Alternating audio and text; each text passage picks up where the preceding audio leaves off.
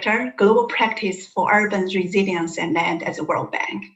After the opening remarks, we will hear the key reporter author, also is the lead editor for the report, Shagu Mehrotra, who is a senior advisor at WRI. And Shagu, very nice to see you here. And Shagu was my former colleague, who also we work very closely on GPSC as well as this report. And after Shagu's presentation, we'll hear from the three case authors. And the first one is about the city of Amman, and will be shared by Miriam Abassa with the Social Geography French Institute of the Near East. And after Amman's case study, we'll hear from Beatriz Cardenas, air quality director of WRI Mexico. She's going to talk about how Mexico cities coordinate multiple regions to deal with air pollution. And finally, we'll hear also Wiwandari Hadayani, who is Associate Professor, Department of Urban and Regional Planning from Diponegoro University of Indonesia. And she's going to talk about the approach adopted by Samarinda, Indonesia, how they did also coordinate across different cities. And after all these presentations, we'll also hear from my colleague, Joanna Masak, who is a global lead for sustainable cities infrastructure and lead urban specialist at the World Bank, will share her insight. And if we have a time, we will open the floor for discussion and questions. Just a final, some housekeeping. The session will be recorded and posted on GPSA website, and together with all those speakers' slides. So now, Sami, over to you. Thank you very much, Schumann, and good morning, good afternoon, and good evening, everyone. Welcome to the launch of Greater Than Parks, a Metropolitan Opportunity. Now, this report is the effort of several organizations and individuals. So I'd like to thank the Global Environment Facility, the GEF, for their support to the Sustainable Cities Integrated Approach Pilot, which the World Bank is leading and which Schumann coordinates. Now, GEF's support has enabled us to have the Global Platform for Sustainable Cities, GPSC, with its resource team, including the World Resource Institute, WRI, to work together on this report. And it's great that we have with us Ani Dasgupta from WRI, who will be sharing the closing remarks. So it's a good example of the collaboration between WRI and our global practice, the Urban Disaster Risk Management, Resilience and Land Global Practice at the World Bank. Next, I'd like to recognize the joint World Bank WRI team that has worked on the report. Shagun, Ana Maria, Lincoln, Mariana, and Beth. I understand that there is over 80 people who have contributed to the report in various ways, including the case studies. Now, the report was conceived to answer a key question of how can integrated approaches bring about greater urban sustainability? Now, the idea was to get past the what, because we've been asking a lot the what question, and delve into examples of how sustainable development is conceived and implemented. And because integration is a very broad concept, the report focuses on horizontal integration. This means integration across multiple sectors and multiple systems. So in this sense, the report goes beyond, if you will, the city or the single jurisdiction to look at metropolitan areas, meaning to look at a contiguous urban form, irrespective of the administrative jurisdictions in between. We selected 9 geographically diverse metropolitan areas as case studies. You have them listed in front of you on the screen. And through the process, we have uncovered a range of strategies to promote integration and combat climate change. So in this sense, the report brings 2 different lenses. One that is global, by cutting across and distilling lessons from all the case studies, and one that is local, that focuses on the case studies in detail on the ground. Analyzing integrated approaches to combat climate change is critical, of course, because cities, on the one hand, account for about 70% of CO2 emissions. But individual cities alone cannot achieve the Paris Agreement's 1.5 degrees Celsius target. Cities must act in coordination with the wider metropolitan area where they function if they are to have a real impact. So I look forward to hearing from Shagun a summary of the report's finding. And in addition, the 9 case studies were each authored by a locally based team. So it's great that we are joined today by Miriam from Amman, Beatriz from Mexico, and Vivandari from Semarang, Indonesia. The case studies consider a broad range of strategies, whether they relate to transportation, to air quality, to urban flood management. And each metropolitan area has identified the potential strategies that work best for them to tackle their broader challenges. Lastly, this report and its 9 case studies are an important contribution, but they're also part of a larger body of work on sustainable cities that both the World Bank, through its overall efforts, but also through GPSC and WRI contribute. So I look forward to this continuing important conversation. Thank you very much. Thank you, Sami, very much. I think that you highlighted very well that how you break the silo and how you forge that coordination. So we are over to you, Shagun, who is going to highlight the principles and key messages drawing from those 9 case studies. Shagun, yeah. Thank you, Sami. Thank you, Shuman. Greetings, everyone. I'm absolutely thrilled to share with you some quick findings of a rather large body of work.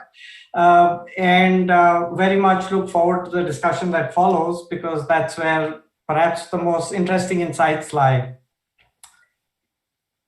Next, please. As we look at cities, in our central quest for solutions, we pursue the lens of cities and urbanization as we think about growing our economies, delivering inclusion, equity, and justice in our cities, and addressing the climate crisis. And especially when we think about large-scale action in the urban space, we often hear from policymakers that integration is prescribed as a solution for steering urbanization towards decarbonization.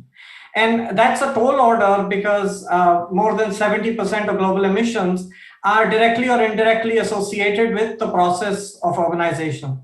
How do you steer this energy-hungry urban innovation trajectory, this mammoth move of society into cities through a lens of coming together? But very little is known about how cities in rapidly growing developing country contexts are struggling, grappling, and surprisingly succeeding, and at times succeeding at scale in planning, financing, and implementing integrated solutions. Next, please. So we set ourselves out to unpack this. And so the objective of the report was to understand how, really an emphasis on how a variety of developing and emerging economies are successfully utilizing metropolitan scale horizontal integration to deliver greater sustainability.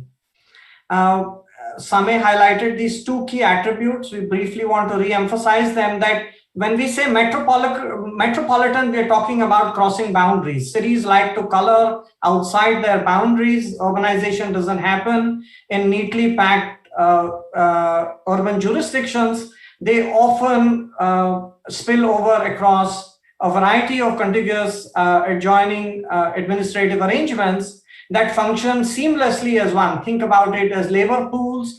Think about it as seamless movement of people and goods through infrastructure. And yet they are governed in parcels. And likewise, when we talk about integration, we are talking about 2 or more sectors and convergence of multiple themes. And when we refer to sectors, we're thinking about water, energy, transport, waste, but also housing, and with that, land governance and financing around these issues. Next, please.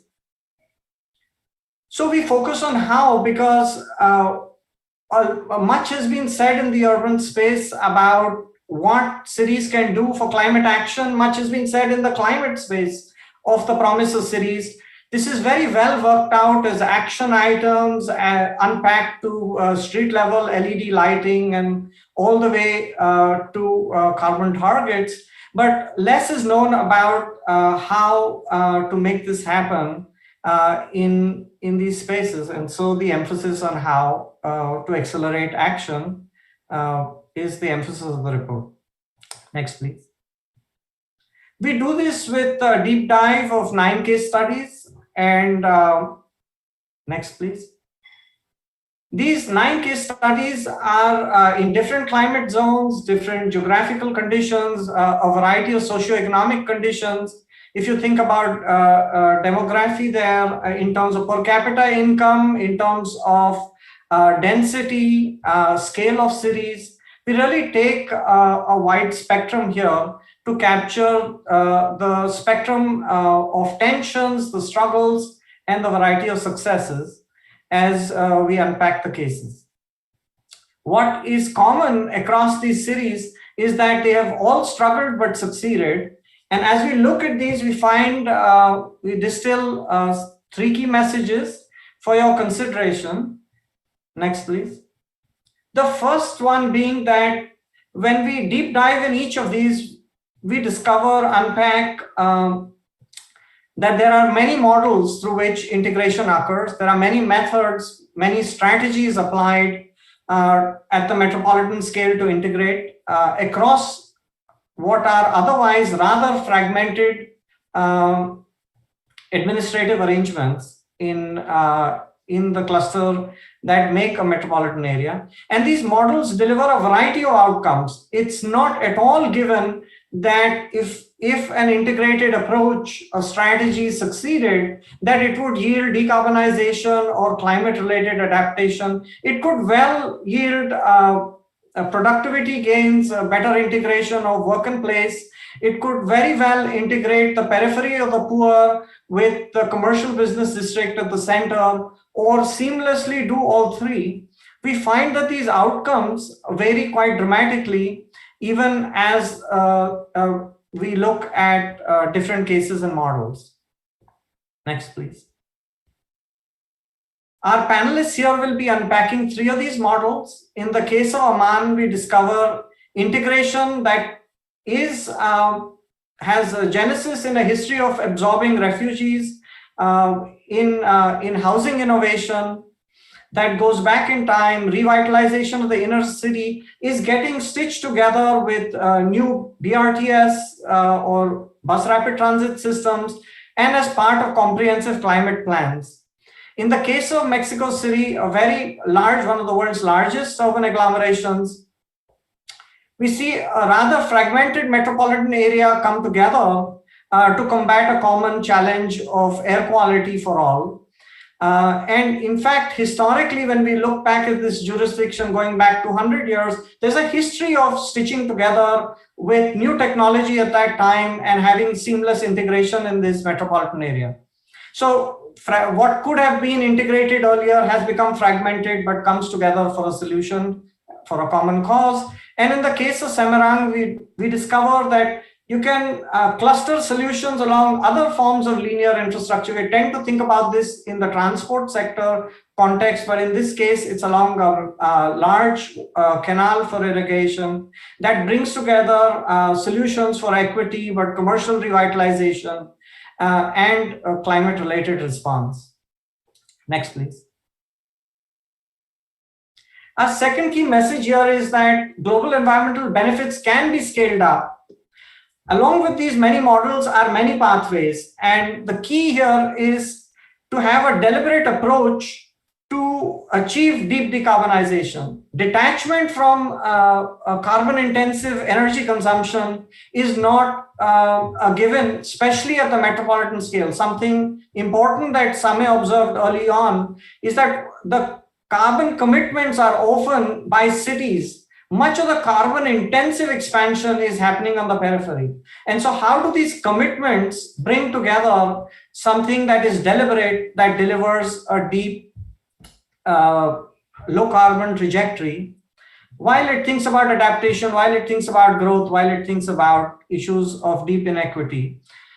Three key things here are to think about decarbonization of the energy sector, which tends to happen at higher levels, electrification of urban systems, which tends to be a shared responsibility, and finally, to think about seeking urban efficiencies, be it in land utilization, be it in orchestrating higher densities that are livable but reduce unit cost of infrastructure, make them affordable and more productive. It is really at that third level that the metropolitan cooperation can yield even greater action, because that's where a lot of the discretion of policymakers at the lower levels of government reside. But it's this cooperation of all three that is the key, a deliberate approach to this path that is important. A third key message that we unpack through this analysis, next please, is really that using old and new data offers tremendous possibilities to unpack these kinds of solutions that cross boundaries and cut sectors.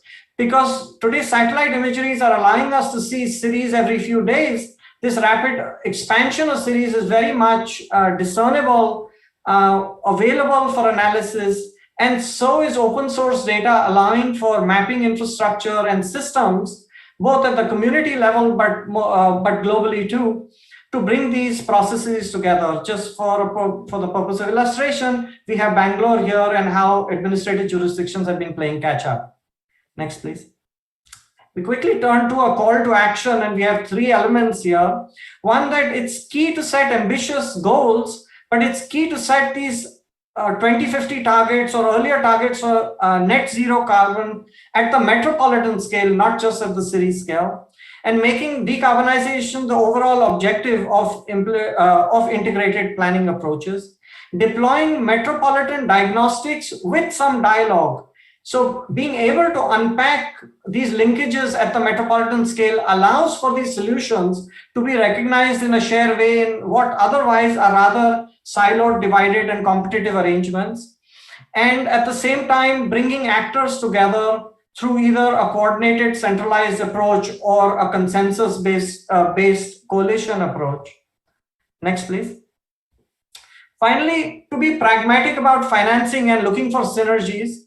What we mean by pragmatic about financing is to not look just for public funds, just for private funds or any prerequisites, but to look for a coalition, a mosaic of solutions that can bring together private and public interests and convene the financing adequate enough to respond.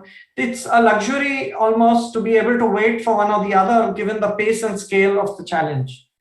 And so with that kind of practical approach, it's possible to transgress these sectoral boundaries strategically for cooperation where there is creative value add, and that brings a convergence of actors, allows for transgression of administrative boundaries, and in the process brings a metropolitan scale solution that is greater than these individual endeavors. Thank you very much.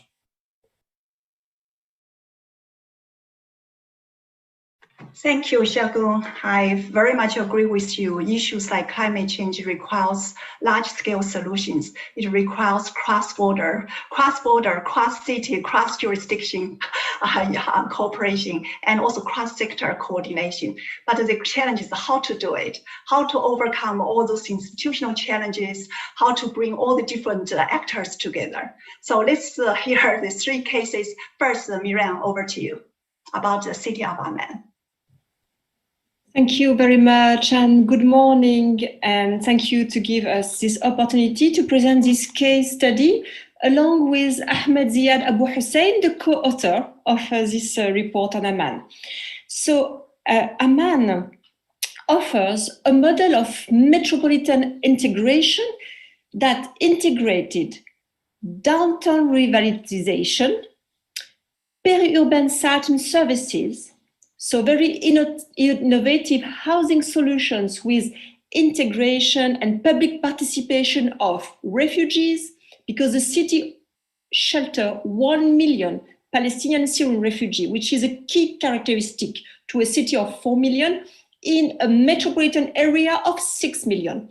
The city suffers from aridity, energy dependency. It lacks terribly green spaces and sufficient public transportation. However, we have some successes.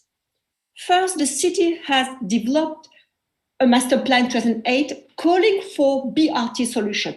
And the BRT was stopped during the Arab Spring and now has been resumed in 2015. It will be operational at the end of the year, which is good because it will also integrate the cities of Zarqa, an industrial city within the agglomeration. So this is a positive step. Okay.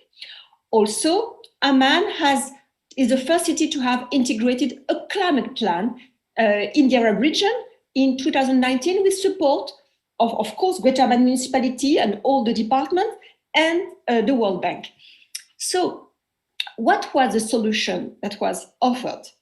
So we can go, yes, next, please. Yes, thank you.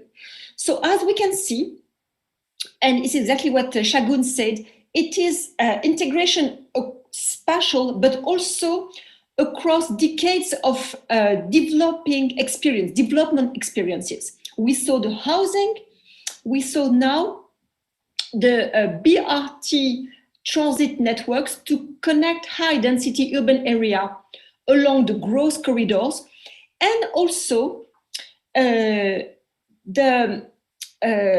stimulation to revitalize the city center, where you have job opportunities for the population and the refugees, of course, but also the decarbonizing solutions that include, of course, the change in the mobility with active mobility, bus feeders to connect to the BRT. We have also a better way to promote retrofitting of building through roof insulation, rainwater harvesting, which is a crucial problem in the Middle East, as you know, lack of water, and a test to develop urban growth scenarios to intensify along transportation corridors.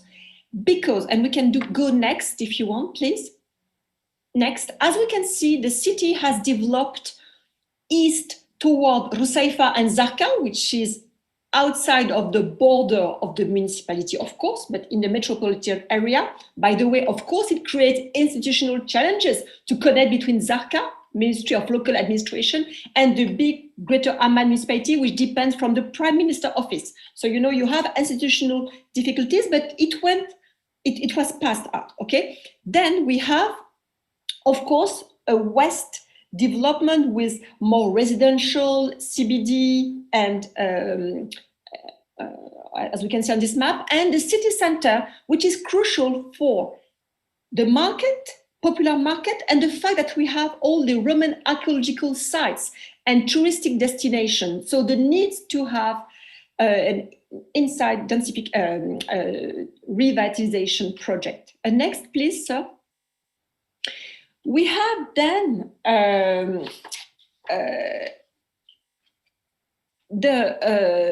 so as we can see, urban growth scenarios have been tested and developed.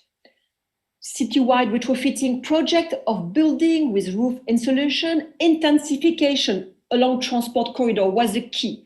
But what is still lacking? The city is still suffering from a housing crisis. The land prices have become much more too high. The speculation, land speculation is very high. If we compare to Saudi Arabia, to Dammam, where you have proper taxation on vacant land, we are lacking that. And what is the result? There is a mismatch between offer of housing and demand, and development of informal housing, and also the expansion of the city. So we need an enforcement of a proper urban planning, okay? Of course, we have, as we can see, on undulating with a plain with undulation hills, The city are expanding in every direction, just for people are playing on land conversion, rural land conversion into urban. So this is something we need to work on and to coordinate to reduce that trends in order to develop a better intensification along a development corridor. And I want to thank you on that.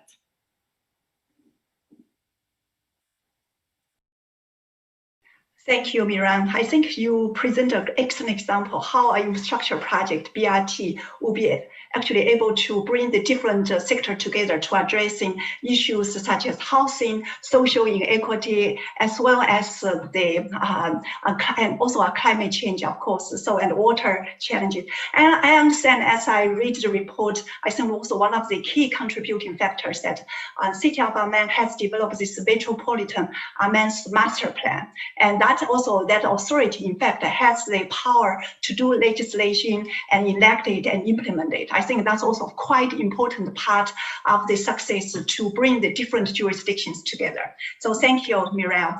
And so let's Beatrice from WI. Yeah, thank you so much for this opportunity to make some comments of this case study, Mexico City, that my colleagues Natalia, Beth, and Jorge put together. Next, please. So this case study describes very well all the history of the integration of urban integration, with some failure examples, actually. So if we just see, I mean, consider that Mexico City, or megalopolis now, Mexico City metropolitan area originally only considered Mexico City and the contiguous municipalities of another state, the state of Mexico. Now, and you will see that now has been integrated as a megalopolis environmental commission that it tackles air pollution. So, well, we all know that all the cities have been growing very fast. So in Mexico City, the city expanded very fast since the 1950s.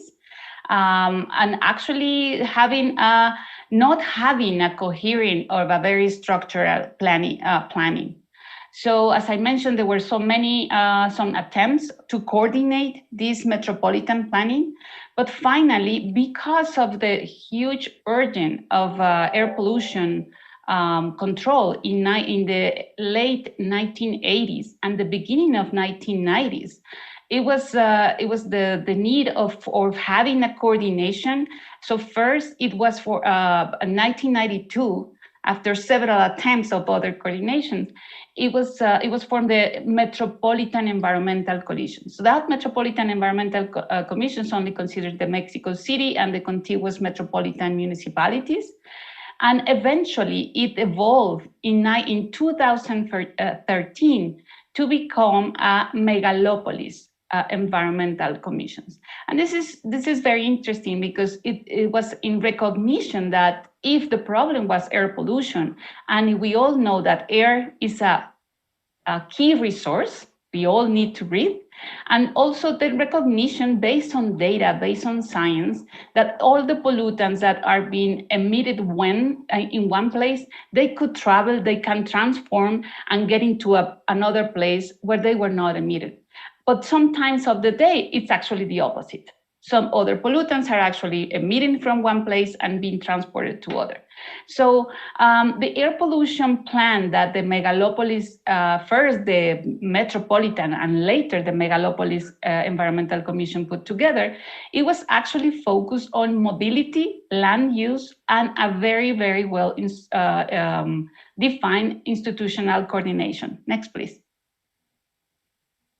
So, well, this, as I mentioned, it responds to an urgent and universal crisis. Unfortunately, Mexico City in 1991 was recognized as the worst polluted city in the world.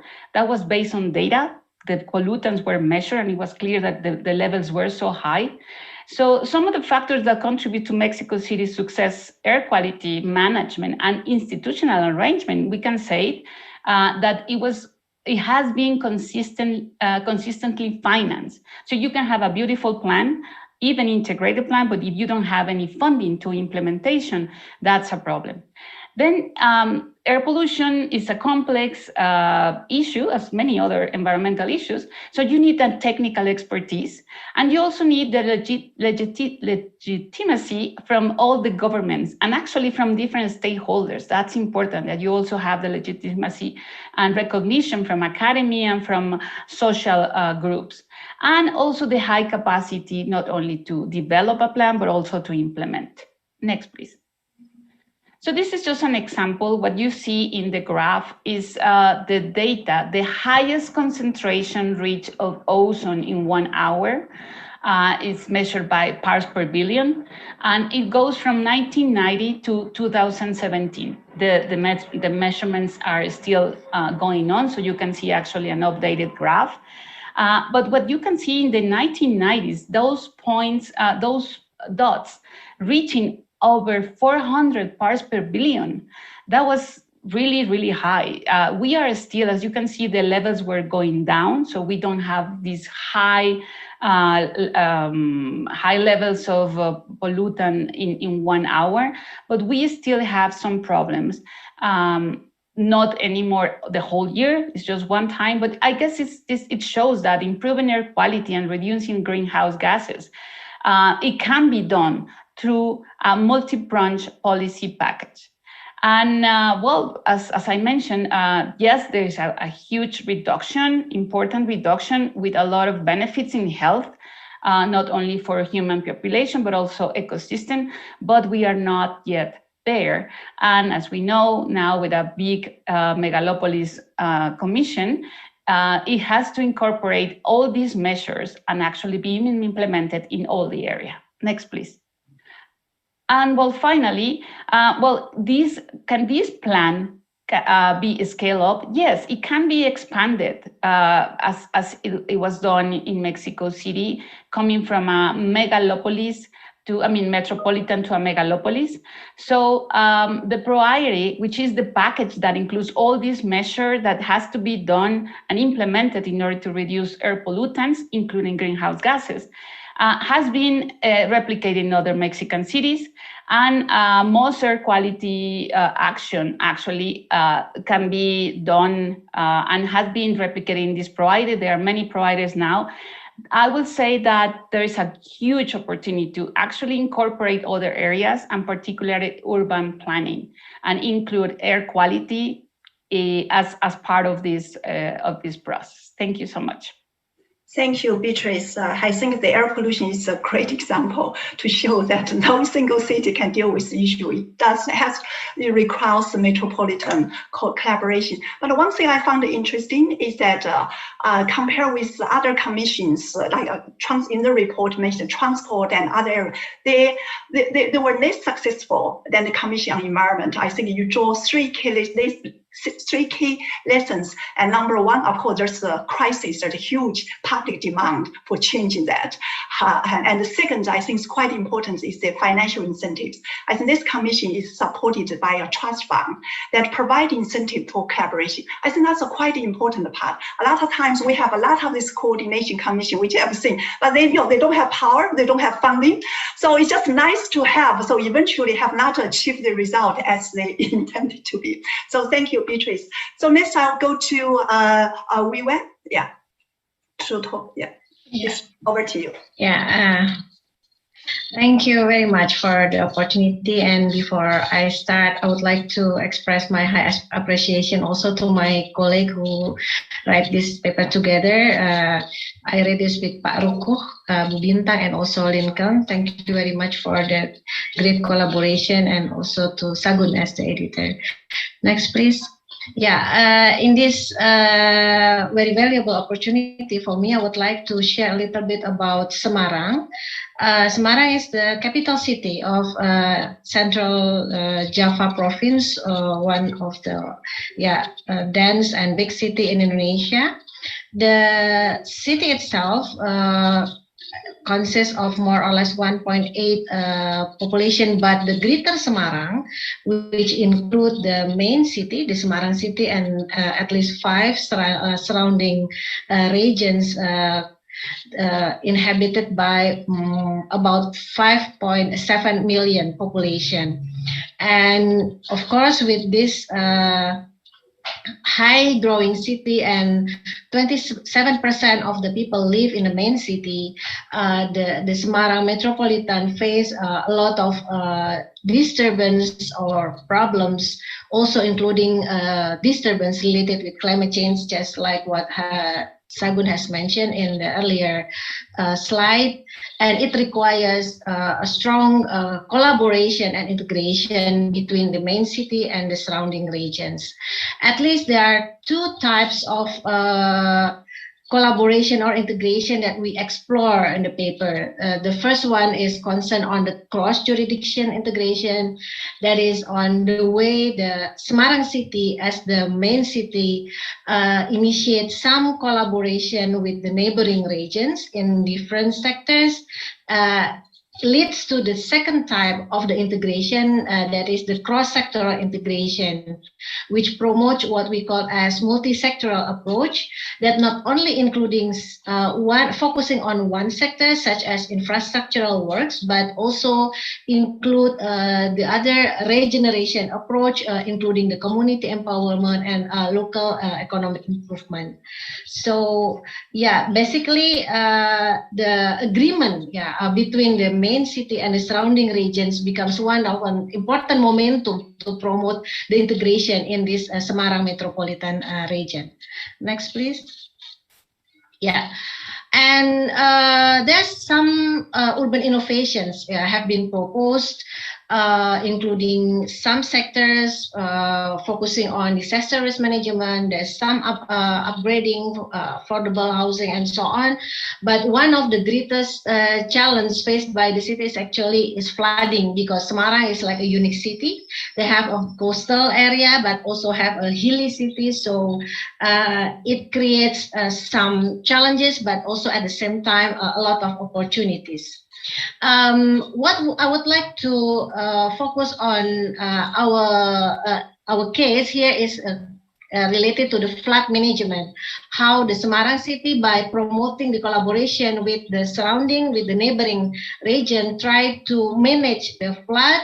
That's also actually one of the initiatives to promote kind of what we call as climate change resilience program in the city. It involves different actors, which not only focusing on government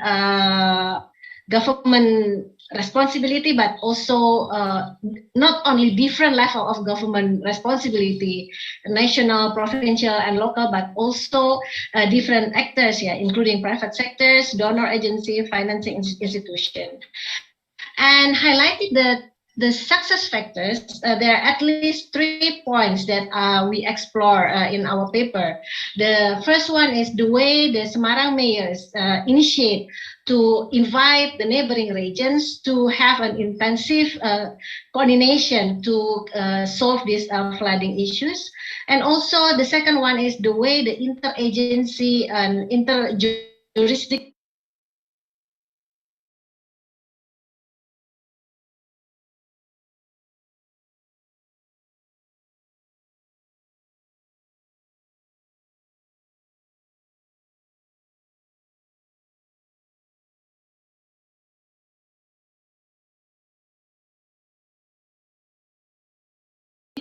coordination, meaning that not only among the local government, the horizontal one, but also the vertical one with the provincial and national government. And last but not least, that involve different types of stakeholders that with the intensive communication. And next please. My last slide actually explain about one case study focusing on flood canal project along the in the West Canal, from the coastal to from the downstream up to the upstream. crossing the Semarang city and the Semarang district, and it promotes multi-sectoral works, the infrastructural development, tourism development, and community empowerment. And at the current situation, the Semarang West Canal project that crossing the boundary between the city and the neighboring region has been replicating in other East Canal, showing that some success on the West Canal trying to be replicated in the other part. And it shows that there's something that has been learned from the project. It's not only thinking when we're talking about the flood, meaning we cannot only focus on the infrastructural work, but we need to also thinking the urban regeneration work along the canal with some community empowerment and other local economic development activities. Last but not least, I would like to end my slide by saying that an interesting case here due to COVID, because of the tourism development in the upstream of the canal, leads to some new opportunities because of their emerging needs of the nature-based tourism. Attract more visitors, yeah, because now the tourists like to visit quiet place. Yeah, I think I would like to stop here and thank you. Thank you, Wei Wen, and thank you. That's an excellent summary of the project. I think exactly as you said, the infrastructure project can be a trigger to forge that coordination, but would need to go beyond just the infrastructure on individual projects. We see it requires regional coordination and the shared vision and the economic development. So I now turn to my colleague Joanna. Joanna, who previously also led the World Bank's project on transit-oriented development in China. That's a great example about cross-jurisdiction, city jurisdiction collaboration, and about the integrated approach. So Joanna? Hi, everyone. Nice to be here. Can you hear me okay? Yes, we can hear you, but we cannot see you. Oh, okay. My video's on, but I don't know why. Maybe it's slow. That's great. Yeah. Hopefully Now it's coming. Yeah. Okay, so thanks, Shagun, and thanks to the case authors. It's a very timely topic on metropolitan coordination. Actually, this week we're having a technical deep dive, in fact, ongoing in parallel with 6 client countries on looking at metropolitan regions building back better in this post-COVID recovery period. I just wanted to say that the title of this publication is also, I think, spot on, looking at both, the collective coordination needed for metropolitan governance, but also the opportunities, I think, and you all presented very well on the opportunities that enhanced coordination across metropolitan regions has from different perspectives, whether it's flood management or pollution control. And we all know one of the biggest priorities at the moment is also on tackling city emissions. And this is where I think metropolitan governance is going to be increasingly important, both because of the integrated and multi-sectoral response needed to tackle climate change. We know that cities are particularly amenable to change, but require coordination, across municipal boundaries to make these changes, particularly for sectors like we heard today, transport, climate change, flood management. So I know it's always challenging to prepare such a global-looking report where you have specific cases which have country context, histories, different institutional environments, different governance structures, and it's not always easy to consolidate and to draw the lessons from these more broadly. But I think this report has been able to do this very well. And we heard about the cases just now from Amman, Mexico, and Semarang. And although very different cases, I think some of the same themes coming out very clearly, some of the ingredients for success. And I think especially mentioned in the last presentation on the importance of the champions who can, push forward initiatives across territorial boundaries, but also the importance of ongoing communications and active engagement of all stakeholders. But key, again, is the story of integrated planning and interdisciplinary approaches. And as mentioned, these are very key to the type of deep decarbonization that we need to see in our cities, as cities, particularly in Asia and Africa, are expanding at this time. And so I hope that the selection of the strategies that you've employed in the different cases and the ideas and the innovations that you have brought forward will be useful for others to draw from, including those 6 countries that we're talking to this week on their metropolitan regional governance. So we look forward to using this report and coming back to you also as to share your experiences further in our future work. So thank you very much, and back to you, Shreman, for any, I guess, Q&A that you have planned. Thank you. Thank you, Joanna, and also thank Xiaogong and all case authors for the excellent presentations. And indeed, actually, Joanna and I work on China, and we know that, and China, in fact, the Chinese government has promoted this regional integration for many years. And I have to say with limited success, and one of the major issues is how to overcome institutional challenges. And I found that what has, the lessons and cases offered in this report offered a very interesting insight, and it will be useful for so many other countries and cities to learn from all of you. So with this, I'd like to also open the floor and say whether any questions, you can share your questions through the chat room. While waiting for some questions, let me also to just turn to perhaps the case authors as well as Xiaogong, and say that given all those challenges you have seen, that what's your advice you would give to other countries and to really bring that integration and bring the 6 different actors together. And also it's not, of course, there are projects we have to collaborate, but also go beyond project, as we went and also others mentioned, that to form a long-term this arrangement for integration.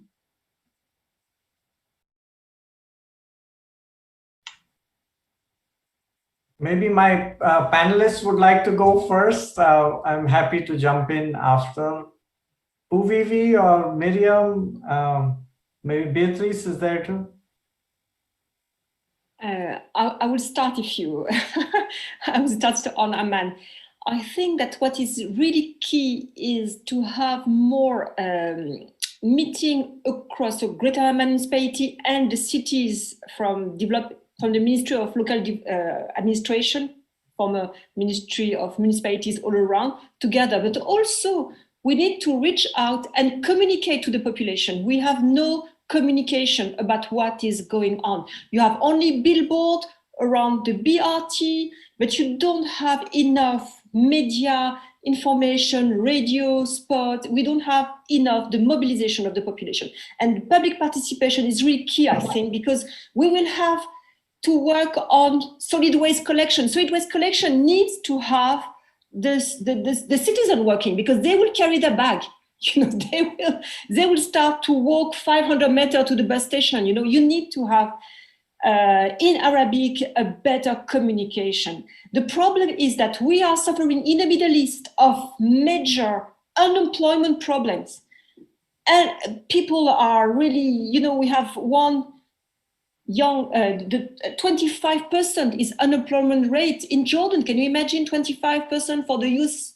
It's terrible. So we have key major problems. So we need to have political integration, but we need also to reach out, to communicate, to show how much it will create also job. How much transportation will help women to access job. We have only 16% of women working in Jordan with a salary. So it's one of the lowest in the world. I'm speaking about Arab cities, but I think it might be relevant to other cases across the world. So this is what I would like to have. Also, this gender dimension, communication with the population, which is terrible. Yeah, thank you. Well said.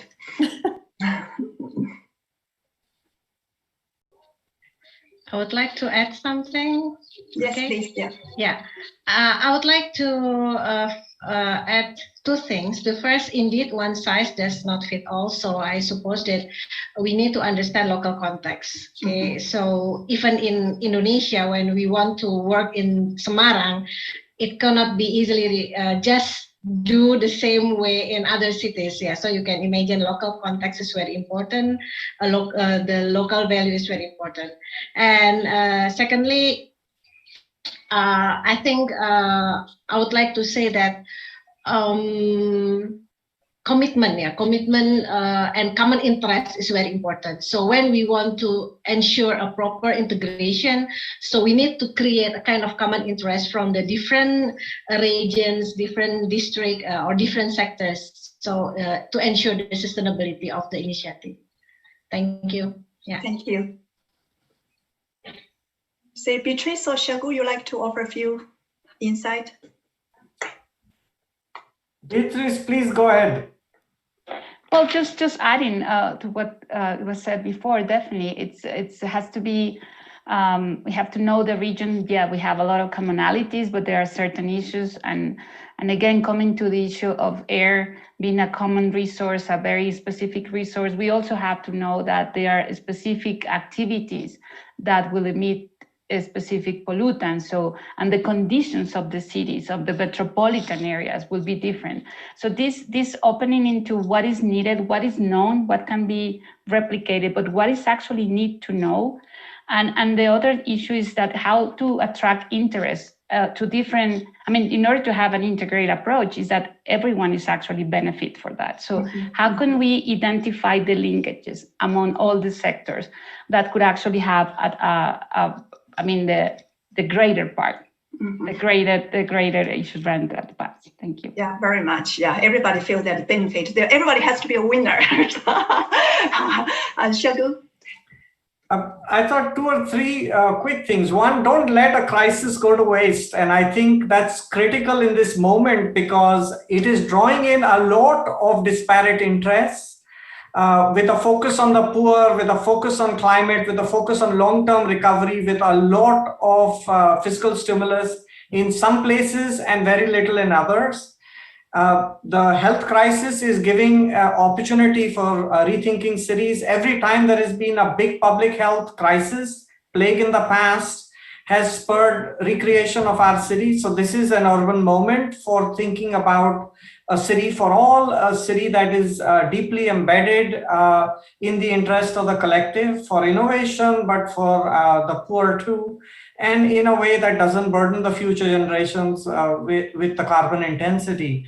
So that's my main one. And I think in this occasion, there is the financing to be drawn on in a place. And if metropolitan areas get together, it naturally draws, fiscal transfers of a kind that are less politically contentious. The other is to go back, yes, that unless these are financed well, they don't happen. And in that, when we look across the cases where there was a lot of public participation and a lot of stakeholders, but not the Ministry of Finance or not the national government, remained a plan. And there is one very big and beautiful case in the report. We invite you to read it and come back to tell us whether we interpreted it correctly. But that indeed is the case, that this participation, as much as we need civic participation, we need participation of the purse holders. And so the importance of centralized or decentralized finance. And the third, that when we look at the long-term view of these places, they were fragmented in the past and have become integrated, or were rather sophisticatedly being integrated and then have fallen apart over time. So if we have a longer-term view for our short-term interventions, we may be able to draw on the history of place to point out that we were doing this, we can do it again kind of narrative, which brings together a sense of purpose that is homegrown and doesn't feel imported. I think with that, we'll stop and turn back to you, Shuman. Thank you, Xiaogu. Yes, shared vision, long-term view, and financial incentives are all key contributing factors. So we have one question, and so how much from South Africa, from Shelley Medani, how much involvement does the mayor of each of your city have across all spheres? Because after the president, being mayor is highly important. So we only have, because we also have Annie to give closing remarks. So maybe I just quickly turn this question to Wei-Wen, because you mentioned the leadership of the cities played a critical role, in the case of Samantha. Wei-Wen. Yeah, I think, based on the case of Semarang, I think the role of the mayor because of also the centralization applied in Indonesia, the role of the mayor becomes so very, very important. So I've mentioned in my slide that one of the key success factor is the initiative from the mayor as the leader in the greater metropolitan area. But it will not work if it is not supported by enough financing factors, just like what Sagun has mentioned. So the commitment should be followed up with innovative financing approach. Otherwise, it will not enough to run a very good and sustainable project. Yeah, I will stop here. Thank you. Very much agree. And so thank you all of you. And before we close session, we would like to invite Annie Dasgupta, the Global Director for WI's Rose City Center, to give closing remarks. Annie, over to you. Thanks, Shuman. First of all, I want to just congratulate all the case study. It's an absolute pleasure to listen to the stories that you just so wonderfully articulated. I just want to, I don't want to repeat any of the things that's already been said. First of all, I want to thank in the World Bank, Same's leadership, Shuman's leadership on the GPSC platform and bringing all of us together on this. And this has been a fantastic journey, and the report is just a result of this partnership of many organizations. So a big thank you, and we are absolutely delighted to be part of it. So Same, a big thank you for how you've done this and brought us all together. This will continue. I think this report is just a step towards doing this better, bringing the science of how to get these things done better. I just want to underline a few things that I found absolutely resonate with me listening to all of you and also going through the report. You know, this need for integration, all of us know this. This is not the first time we are talking about. All of you know that big problems, like all of you discussed, like transportation, air quality, water, you cannot solve it inside any administrative boundary. It cannot be solved. So you need to work across jurisdictions, across different government. So we all knew this, but what I really found very attractive about this report is the practical nature of it, is what is already happening. Can we learn from the steps institutions and people are taking to overcome? Because I've been working in this for a long time, and a lot of the time we get stuck. And the question is, can we have a legislative change to get municipalities to work together? And which is important. I don't disagree with that at all. It is a very important step. But as you all know, in many places across the world, that legislative kind of approach has got us stuck. It has taken too long to get that done. What you guys have shown here in the report and the practical nature of it, the things are already happening. We can actually have many different paths to achieve the goals of integration we want. And that is, I hope, all dear listeners, that you take that message, which I took from this very important body of work, that we need to take a much more down-to-earth practical approach and learn from each other. What are the different approaches that's been taken? What are the approach Beatrice took in learning from Mexico? She not only wrote that, and none of you actually wrote that, they're actually part of that solution. So I just want to say that as I think about going forward, it's not only the integration of sectors and regions or spatial integration that is critical. For me, this year, the pandemic, as we are coming out of it, I hope, has shown us there's integration needed of outcomes, not only decarbonization, but job creation, but also welfare of our citizens in cities. So how do we do things that produces this triple outcome? Because resources in every city, whether it's rich or poor, is absolutely finite. So how do you do these integrated solutions that gives us multiple outcomes? So I think this report, these wonderful case studies shows up the pathways going forward. Shuman, only thing I'm going to say, I hope this report is read and used for all the details there are, and people get inspired to see the different pathways for different sectors the report has. And as I think people who know me know how much I like the case study method. These are one of the best sets of case studies written.